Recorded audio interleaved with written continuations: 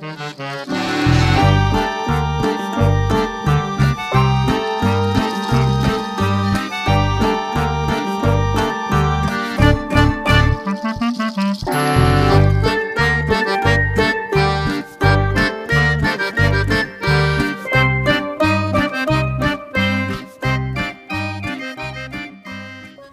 7, in which Fat Maggie meets her match and is not pleased about it.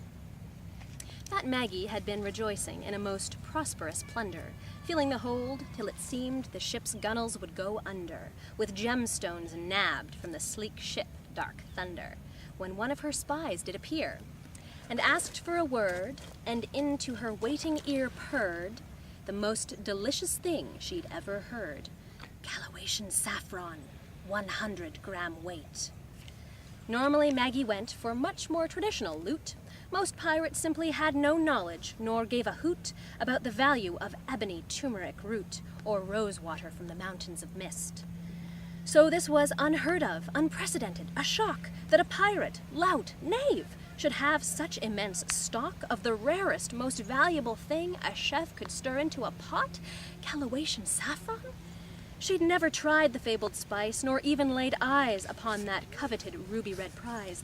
Truly, her longing for a taste had swelled to such a size that the merest mention of it had her hands shaking. "No," she gasped, "that cannot be true. Long have I sailed the briny deep blue, and never had the briefest glimpse, the most fleeting view, of even a pinch of Calawatian saffron. How on earth could this man Gory have amassed such a weight?" "Dunno, Cap," the spy said, "but I tells it straight, and word on the seas is it's part of his freight, though he does not carry anything else of value." "That matters not," Maggie said with a shake of her head. "I'd raid a ship with naught in the hold but dry, mouldy bread, if there were even the smallest pinch, the tiniest thread of Calawatian saffron on board. If this tale be true, I'll have found me greatest desire, something to set me mouth and heart afire. Let's pay a visit, then, to this most well-stocked of sires, and relieve him of his heavy burden." And so the saucy wench hunted the buttery clam down, and issued a dinner invite to all the poor clowns who laboured aboard, unaware, Maggie thought, of the crown jewels they did keep in their hold. And, as was her modus operandi, Fat Maggie cooked a feast fit to amaze and preoccupy captain and crew, while she and her allies did carry out their raid. And as always, all went according to plan. The crew soon were dispatched with plates of marzipan, sugared sea lilies and candied pecans, and, spent from their love-making, were, to a man, sunk deep in a dreamless sleep. Betwixt the slumbers, Fat Maggie did creep across the deck towards the hold, where surely Gory did keep his prize. Indeed, so lost, so deep in her anticipation was Maggie, she did near leap out of her skin when a deep voice addressed her. "That was, Captain Delight, the most magnificent meal I ever ate. And believe me when I say that my lips have met with many a fine feast. Truly, you've whet my appetite for more." Perched on the gunwale was a tall, well-built knave, who did not, as was customary, behave as though he'd been bewitched, or even remotely enslaved, by the mysterious powers of Fat Maggie's food. "Forgive me," he went on, "for not introducing myself. I am Gehibbin Gory, the captain himself, and I hold the booty, the prize, this most coveted pelf, for which you have come." And he gestured to a glass vial tied with a cord that hung round his neck. Fat Maggie took one step toward the man before he took the vial from his neck and held it overboard. He dangled it above the dark waves below, and even in the dim light Maggie could see the contents glow, deep red, the color of saffron. She did exclaim, "Oh, Captain Gory, you must stop! You do not know what you are on the verge of throwing away." "Oh, but indeed, fair maid, indeed I do.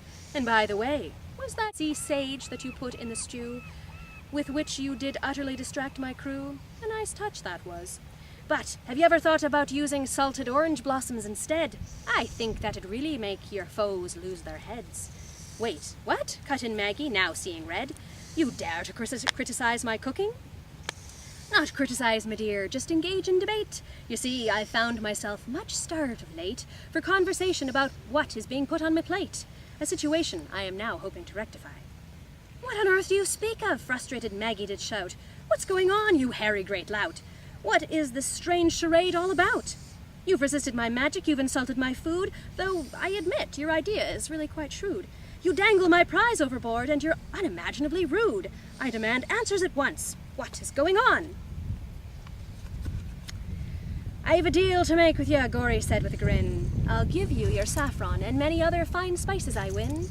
I'll hunt down pickled diamonds and moon apple gin if you'll agree to be me partner in gustatory pleasure and sin. If you'll agree, in short, to be me wife. For you're a rare jewel, as I did long suspect, and did confirm tonight, when you came to collect the finest of treasures that all others would neglect, knowing not what the name Callawation saffron did mean. But you knew, and you came, and you cooked, and you won me heart with your eyes that do shine like the sun, with your hair and your curves, though indeed none of these attributes mean near as much to me as your appreciation of food. In you, I believe, I've finally found me partner in crime, and so 'twould be an honor sublime if you were to accept me offer. But if you don't, he said, his eyes glowing deep brown, I warn ya, I'll drop the saffron, it'll drown, deep beneath the waves, ne'er to be found, or to be tasted by those loveliest of lips. It shall be mine, roared the pirate queen, in a smouldering voice that did seem to heat the air that lay between the great lady and her foe.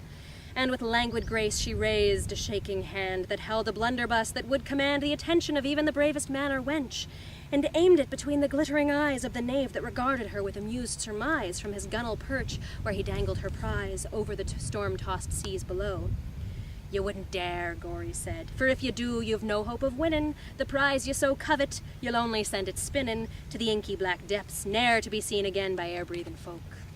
I'll give you your prize, as I've already said, for the smallest of fees, a trifle, a thread, a dust, most teeniest, tiniest shred of your generous nature is all that I ask. I know what you want, you've made yourself clear, Fat Maggie growled, lovely lips curved in a sneer, and I would hardly call what you demand a mere trifle.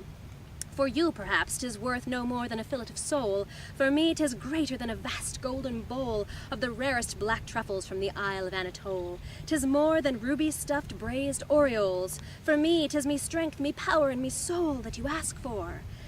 You're being over-dramatic, milady, m'lass. Lighten up, let it go, end this impasse, and say yes or say no. But then, alas, your heart's desire shall vanish forever beneath the waves.